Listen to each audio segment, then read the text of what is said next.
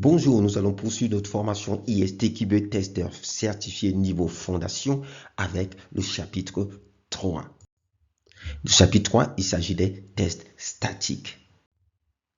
Les objectifs d'apprentissage dans ce chapitre sont les bases des tests statiques et les processus de revue.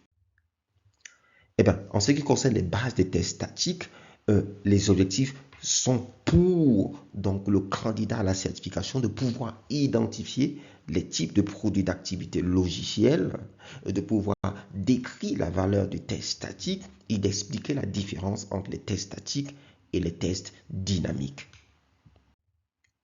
Qu'est-ce qu'un test statique?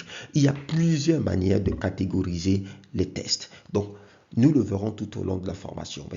Une des manières fondamentales donc, de catégoriser les tests, c'est de les catégoriser en ce qu'on appelle un test dynamique et un test statique. Un test dynamique va reposer, donc va nécessiter l'exécution du code du logiciel testé, donc le logiciel qui est sous test, alors que les tests statiques ne nécessitent pas l'exécution du code ou du produit d'activité.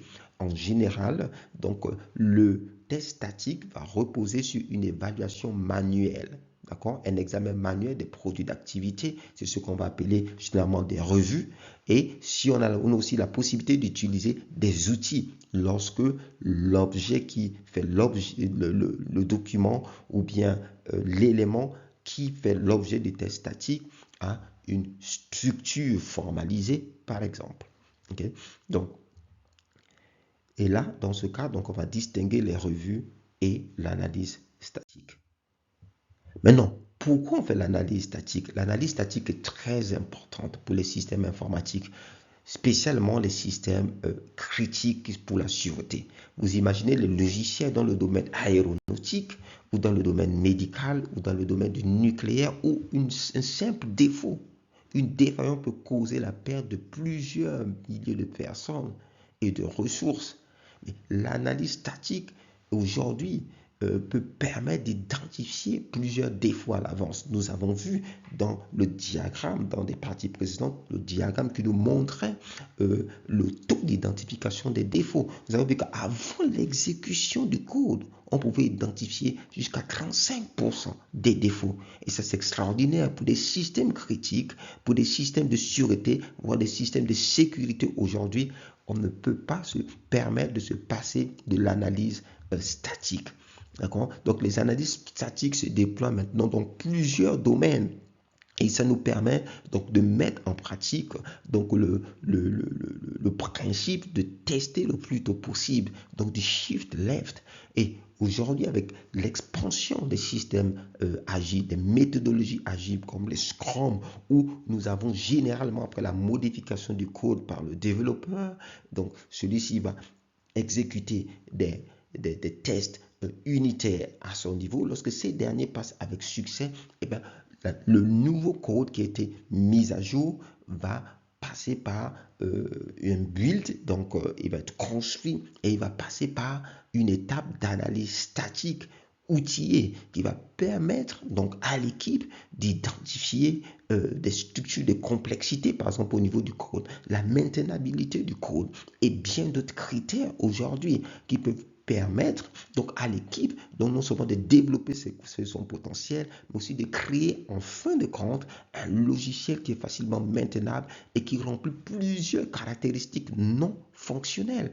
Donc, aujourd'hui, les outils d'analyse statique se répandent également. Donc, dans les processus agiles, on a des livraisons continues, on a le déploiement continu.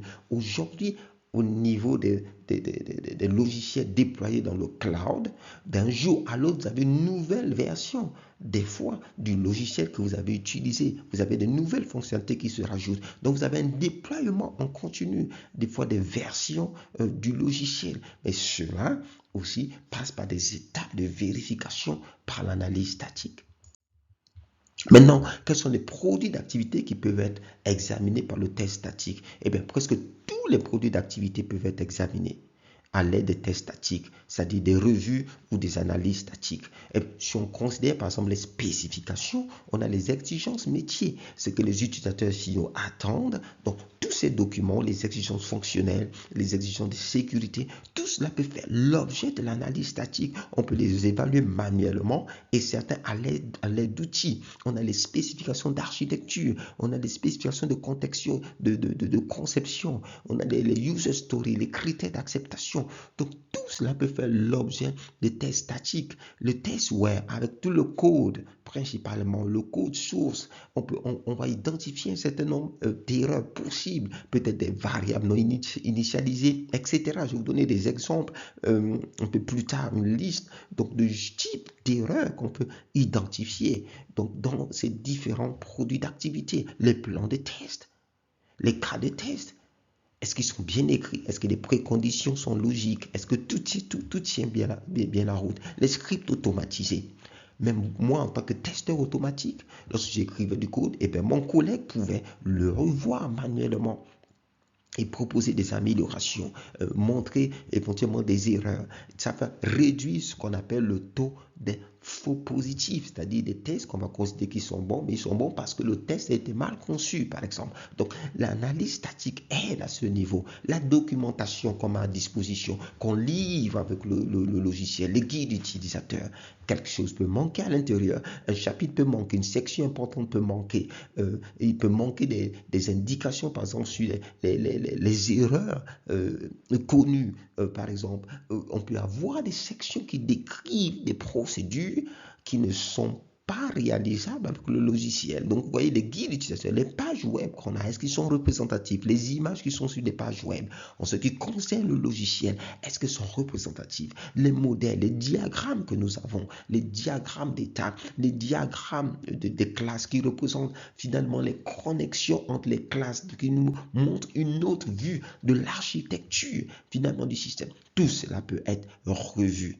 Les éléments du projet, qu'est-ce que vous en pensez? Les contrats signés, les plans de projet, les calendriers d'exécution des tests, les budgets, tout cela peut faire l'objet de revues. On peut décider d'un budget, mais finalement on se rend compte que le logiciel est beaucoup plus large que ça. On a besoin peut-être de certaines compétences dans le projet. Donc tout cela peut faire l'objet de revues.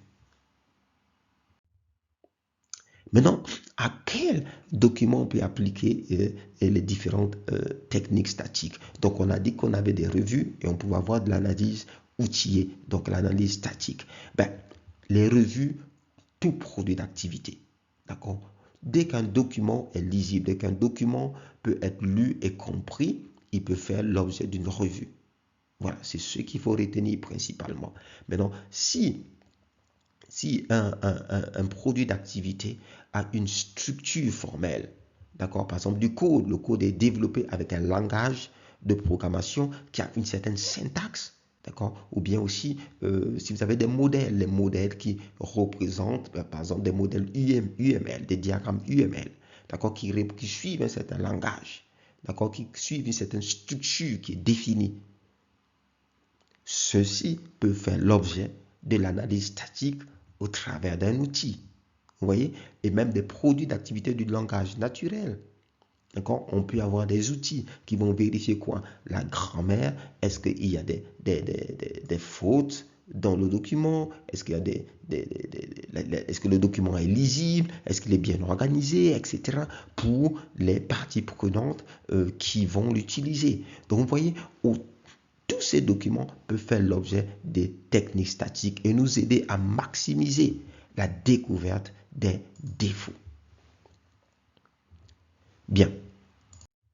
Pour tous vos besoins en formation, formateur ou en matériel de formation, n'hésitez pas à contacter Epignosis Center. Nous serons un plaisir de vous servir.